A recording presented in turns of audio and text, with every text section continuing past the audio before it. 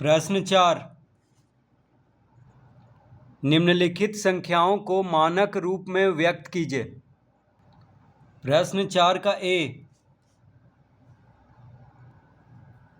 2,16,00,000। 2,16,00,000 को मानक रूप में व्यक्त करना है, तो इसको हम लिख सकते हैं 216 गुना 10 का घात 5। देखिए 5 शून्य है, 1 2 3 4 5, 216 पे 5 शून्य है, तो 216 गुना 10 का घात 5 हम इसको लिख सकते हैं। ठीक है। अब मानक रूप में लाने के लिए दशमलव को पहला अंक के बाद लाना होता है, यानी 216 को 100 से भाग देंगे, तभी दशमलव 2 के बाद आ जाएगा, क्योंकि 100 से भाग देंगे तो 2.16 हो जाएगा। तो मानक रूप में लाने के लिए दशमलव कहाँ पे आता है? पहला अंक के बाद, यानी 2 के बाद। तो दशमलव लाने के लिए पहला अंक के बाद इसको 100 से भाग देंगे। ठीक है, तो आ जाएगा 2.16। तो जब 100 से भाग दिए हैं तो 100 से गुना भी करना पड़ेगा, तभी बराबर होगा। देखिए 100 से 100 कट जाएगा, बच जाएगा सिर्फ 216। इसीलिए जब 100 से भाग दिए हैं तो 100 से गुना भी करेंगे, और गुना 10 का घात 5 है। तो 216 को जब 100 से भाग देंगे तो हो जाएगा 2.16। ठीक है, दशमलव देखिए कहाँ पे आ गया? पहला अंक के बाद आ गया। तो मानक रूप में दशमलव को यहाँ पे लाना होता है। तो 2.16 हो गया 100 से भाग देने पे, गुना 100 को लिख सकते हैं 10 का घात 2 गुना 10 का घात 5। 100 को लिख सकते हैं 10 का घात 2। अब हम इसको लिख लेंगे 2.16 गुना 10 का घात 2 और 10 का घात 5 गुना में है, तो घात को जोड़ देंगे, 5 और 2 7 हो जाएगा। तो इसका मानक रूप में इसका उत्तर आ गया 2.16 गुना 10 का घात 7। तो इस तरह से इसको मानक रूप में बदल देंगे।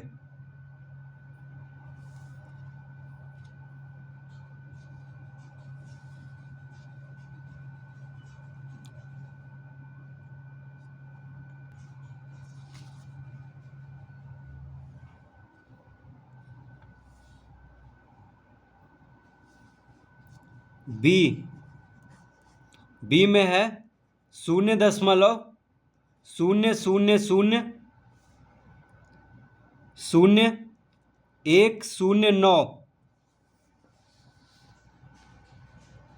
तो इसको मानक रूप में बदलना है।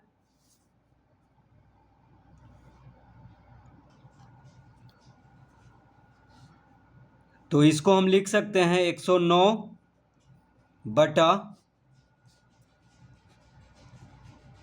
अब देखिए दशमलव के बाद कितना अंक है? दशमलव के बाद यानी दशमलव के दाएं तरफ है 1 2 3 4 5 6 7, 7 अंक है। तो 1 पे 7 शून्य देंगे।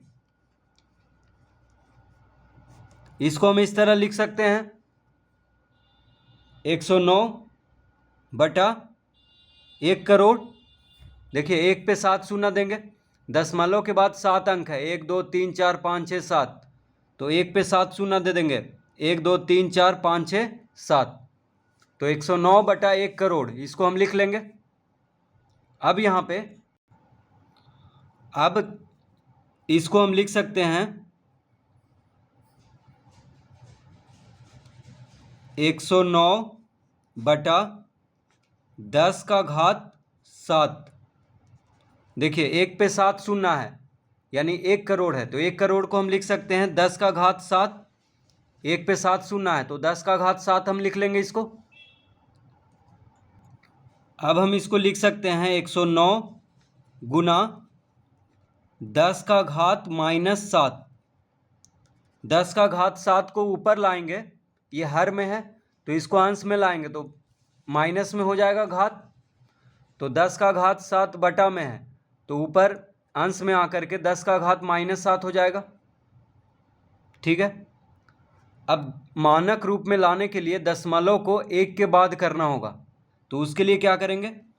109 को 100 से भाग देंगे तभी ये दशमलव में बदल जाएगा, 1.09 हो जाएगा।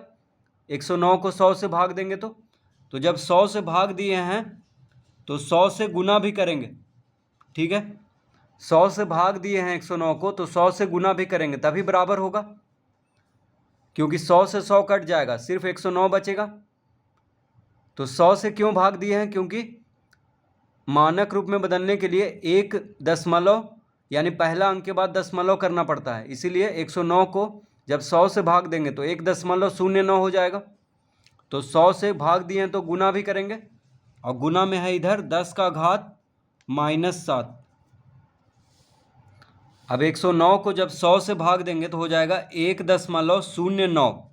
देखिए इसीलिए 100 से भाग दिए थे, दशमलव को एक यानी पहला अंक के बाद करने के लिए।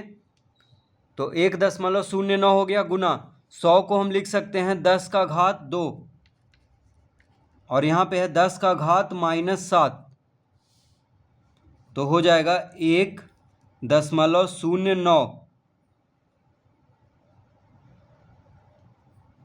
गुना। अब यहाँ पे गुना में क्या होता है, घात को जोड़ लेते हैं, तो 10 का घात 2 और -7 को जोड़ेंगे। ठीक है, तो कितना आ जाएगा, -7 में से 2 गया 5। देखिए 7 माइनस में है और 2 प्लस में है, तो घटाएंगे, एक माइनस में एक प्लस में है, तो 7 में से 2 जाएगा 5 आएगा। और बड़ा संख्या, देखिए बड़ा संख्या 7 माइनस में है तो इसलिए -5 हो जाएगा। तो 10 का घात 2 गुना 10 का घात -7 क्या हो जाएगा, 10 का घात -5 हो जाएगा, क्योंकि 2 और -7 को जोड़ने पे हो जाएगा -5, क्योंकि गुना में घात को जोड़ लेते हैं। तो 2 और -7 को जोड़ेंगे तो -5 हो गया। तो 1.09 गुना 10 का घात -5 इसका उत्तर होगा मानक रूप में। तो इस तरह से इसको हल करेंगे।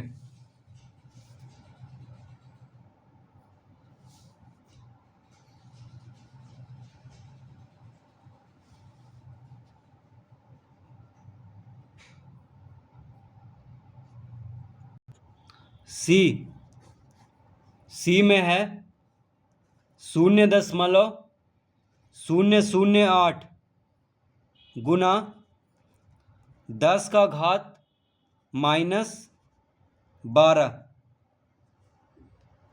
तो इसको मानक रूप में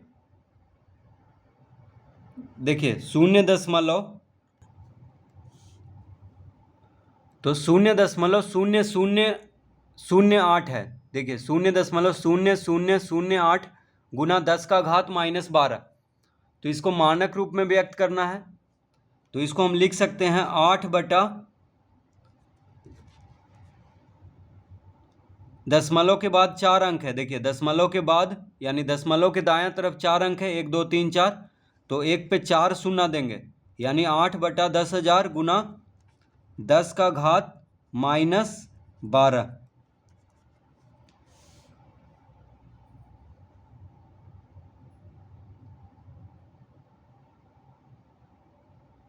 इस तरह हम इसको लिख सकते हैं। अब इसको हम लिख सकते हैं 8 बटा, अब 1 पे 4 शून्य है, यानी 10,000 को हम लिख सकते हैं 10 पे घात 4 गुना 10 का घात -12। इस तरह हम इसको लिख सकते हैं। ठीक है, अब हम इसको लिख सकते हैं 8 गुना 10 का घात -4 गुना 10 का घात -12। इस तरह लिख सकते हैं इसको। 10 का घात 4 को जब ऊपर लाएंगे, ये हर में है तो अंश में लाएंगे तो 10 का घात -4 हो जाएगा। ठीक है, इस तरह लिख लेंगे। अब मानक रूप में लाने के लिए पहला अंक के बाद दशमलव लाना होता है,